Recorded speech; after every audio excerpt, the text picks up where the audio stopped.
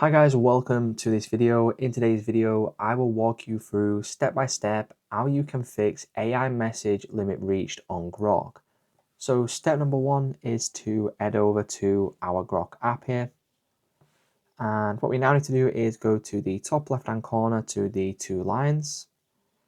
And now at the top, you'll see an option for your username. We need to click on this, which will then bring you over to this page. So if you are getting the AI message limit reached error, what we need to do is we need to come to the main settings page here, and then we need to scroll down towards the bottom until you see the option for report a problem. Click on this, and then you will then be able to go to this page. Now, what you need to do is put something really simple like this into this box. So just something really simple like this. So good morning, I am getting the AI message limit reached on my account.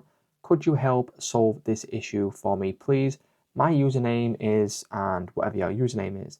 You can also attach images if you want to do that. And once you write this in there and attach an image, you can then go to the top here, click on submit.